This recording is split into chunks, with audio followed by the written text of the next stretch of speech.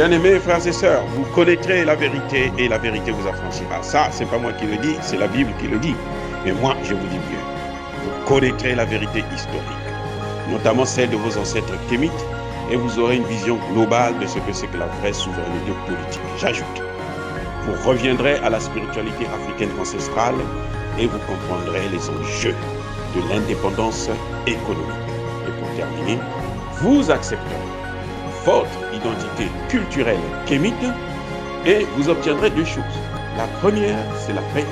La seconde, c'est le développement, à une condition. L'unité de toute l'Afrique noire, l'unité de tous les Noirs du monde entier. Otep à tous, bienvenue sur la chaîne des panafricanistes par essence, par conviction et par excellence. Celle des citoyens kémites par nécessité et obligation de combat. Nous sommes une chaîne qui n'est guidée que par nos ancêtres et rien que par les ancêtres qui appartiennent à l'égrégore du monde noir. Par conséquent, nous ne croyons en aucun Dieu venu de l'étranger. Toutefois, cette vidéo n'est aucunement destinée à inciter à la haine ou à la violence, car nous menons un combat qui d'abord et avant tout spirituel, intellectuel et démocratique. Ensuite, il est politique, géopolitique et géostratégique. Contre l'impérialisme, le colonialisme, le néocolonialisme et l'endocoloniat, qui sont tous qualifiés de crimes contre l'humanité. Nous menons ce combat sur la base du principe fondamental que nous avons hérité de nos ancêtres kémites, qui est celui de la Mahat, c'est-à-dire solidarité, vérité et justice. Vous êtes donc en droit de connaître la vérité et nous avons l'obligation de vous dire la vérité, rien que la vérité, afin que justice soit rendue au continent africain. Et ça, c'est notre modeste contribution dans cette noble lutte en faveur de la souveraineté, la dignité, la solidarité et l'unité africaine. C'est exactement ça que nous appelons le panafricanisme. Bien-aimés frères et sœurs, le Niger vient d'expulser l'ambassadeur de France au Niger. Eh oui, le fameux Sylvain Ité, qui s'était toujours illustré par des propos méprisants, humiliants, qui suivait un peu son maître Bazoum, celui qui lui a donné le Niger dans ses mains. Sylvain Ité, c'est celui-là qui avait dit que le Niger boit l'eau venue de l'Union européenne. Que le Niger aille maintenant chercher l'eau en Russie. Maintenant, c'est le Niger qui lui dit « Repars à l'Union européenne, va boire ton eau là-bas toi-même, repars avec ton eau, on n'a plus besoin de toi. » Monsieur Sylvain Ité était devenu tellement arrogant comme tout Français, puisque quand on est avec des esclaves, on a, bien entendu, on fait ce qu'on veut, puisque ce sont vos esclaves. Cette fois-ci. Et il a été pris au piège. Ah oui.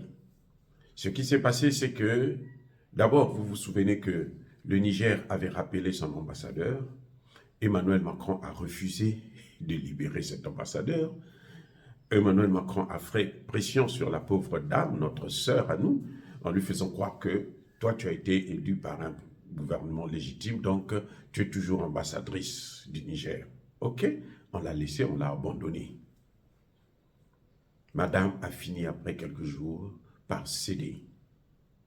Parce que, elle n'a plus de salaire, à moins que Emmanuel Macron puisse payer son salaire. Emmanuel Macron puisse payer le salaire de tout le personnel de l'ambassade, puisque lui, il a maintenant l'argent acheté par les fenêtres. Et donc, le nouveau ministre des Affaires étrangères du Niger, a convoqué justement, a invité l'ambassadeur Sylvain Ité pour parler avec lui de la situation, des relations, de la coopération, puisque l'ambassadeur, le collaborateur immédiat des ambassadeurs, c'est le ministre des Affaires étrangères. Et vous savez, Sylvain Ité s'est permis de ne pas venir assister, répondre à l'invitation. Il a refusé, sous prétexte que ce n'est pas un gouvernement légitime. Moi, j'attends le gouvernement légitime. Alors, le Niger a pris des dispositions pour le virer. Il a 48 heures pour quitter le pays. Qu'on le veuille ou non, les règles internationales sont telles qu'il doit quitter le pays. Il peut résister, il n'aura plus de fonction, il sera ambassadeur dans l'ambassade, parce qu'un ambassadeur ne peut pas sortir en dehors d'un certain périmètre donné, sans l'autorisation du ministère des Affaires étrangères, et il ne peut pas recevoir l'autorisation de l'ancien ministre des Affaires étrangères de Bazoum. Aujourd'hui, ses collaborateurs, ce sont ceux qui sont actuellement au pouvoir, et que tout comportement de récalcitrant, ça paye mal. Donc, l'ambassadeur, c'est encore comme d'habitude. Je vous ai dit, Emmanuel Macron est le plus nul des chefs d'État que moi, je n'ai jamais pu vous rencontrer.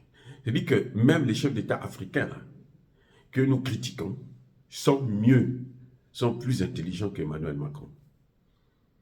Ils croient que par la force, ils croient que par le mépris, ils croient que par les insultes, ils croient que nous sommes encore à l'époque de l'esclavage, ils croient qu'il peut, par ces méthodes machiavéliques qui appartiennent au siècle passé, il peut garder de l'influence en Afrique.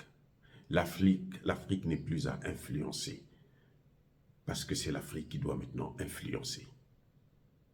Parce que nous avons compris que c'est nous qui détenons la matière première. C'est nous qui détenons la matière première pour le développement. C'est nous qui détenons tout ce dont ils ont besoin pour leur industrialisation, pour leur nutrition, pour leur vie. Et oui, cet ambassadeur croit que c'est à Emmanuel Macron de décréter qui est légitime, qui n'est pas légitime dans un pays souverain. Emmanuel Macron n'a rien à voir avec ça. Ce n'est même pas à la CEDEAO, ce n'est même pas à l'Union africaine. L'Union africaine est en train de négocier avec qui? La CEDEAO négocie avec qui? Ils ont pris des sanctions, on s'en fout des sanctions maintenant. On a trouvé d'autres moyens. Par le Burkina Faso, par le Mali. Oui, les produits viennent au Burkina Faso. Le Burkina Faso, on traverse avec, on amène au Niger. Pendant un certain temps, le temps de régler une autre voie, par exemple l'Algérie, la Mauritanie, d'autres pays qui sont favorables. Le Togo, par exemple, qui a... même si le Togo aussi a fermé, bloqué ses relations commerciales avec le Niger, on s'en fout éperdument. Nous allons nous en sortir sans eux. Vous savez que l'électricité est en train d'être rétablie petit à petit au Niger, sans le Nigeria. Donc, c'est bien qu'il y ait l'embargo, parce que ça permet à ces pays-là de vivre de façon autonome. Et on sait que d'ici là, le Niger, le Burkina, le Mali n'auront plus besoin de tous ces pays limitrophes. Et on va forcément vers la création d'une nouvelle monnaie pour donner encore le dernier coup de marteau à la France. Nous sommes à l'ère du Verseau. L'ère du Verseau, là, c'est l'ère de la libération de l'Afrique. C'est l'ère de la lumière. Bref, pour l'instant, l'ambassadeur résiste. On va voir s'il pourra vivre dans un pays étranger où on ne veut pas le voir. On va voir comment il va vivre. Ce sont des malades.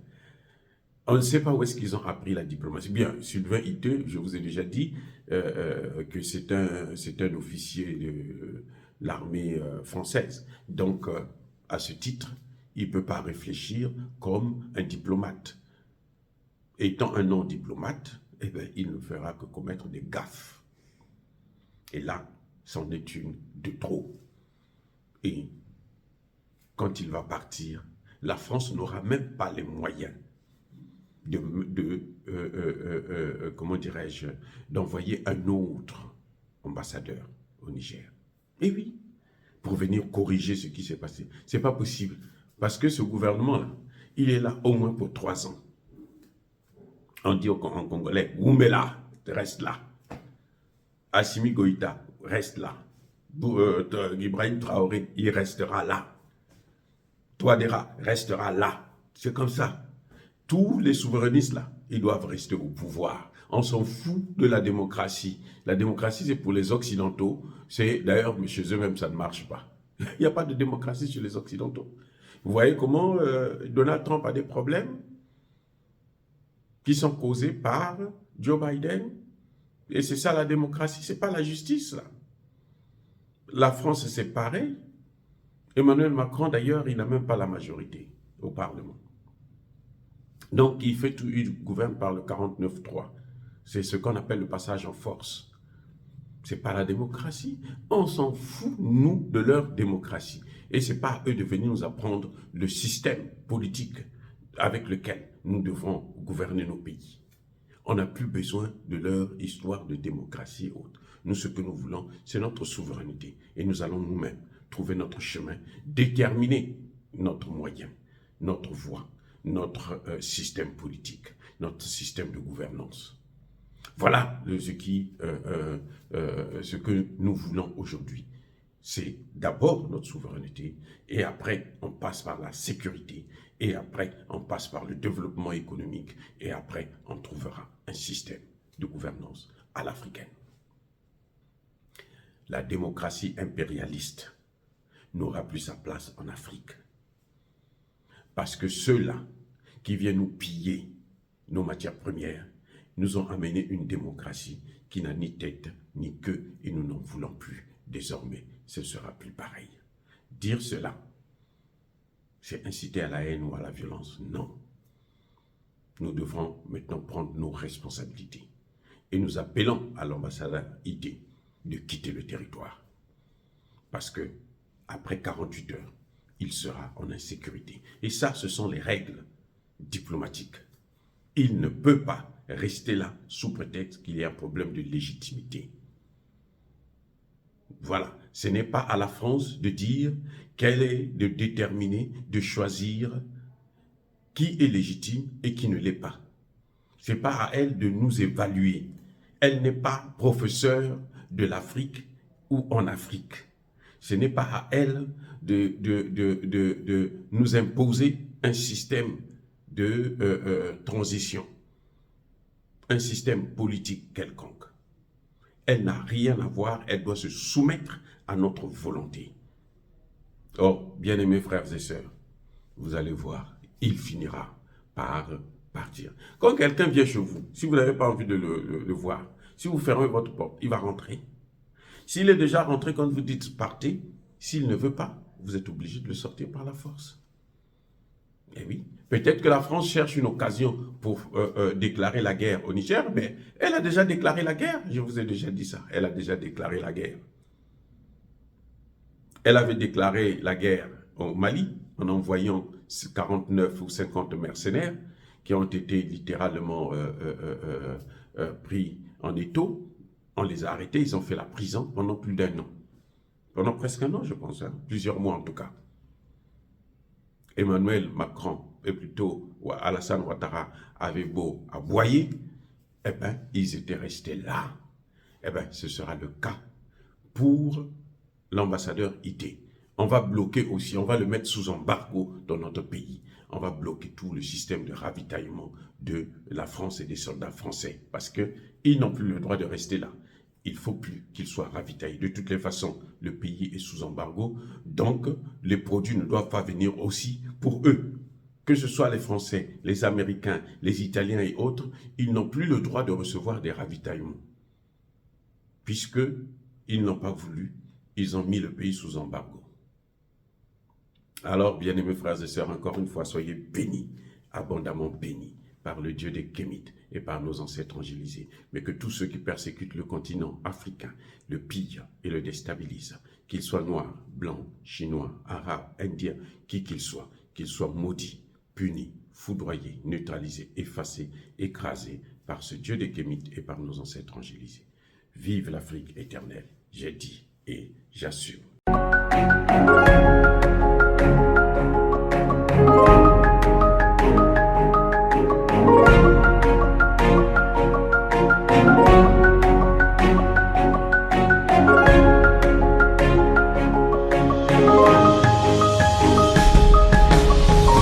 Eux, ils marchent par la foi et non par la vue.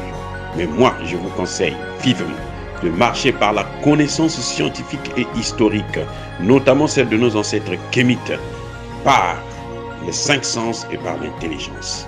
À vous, Apia.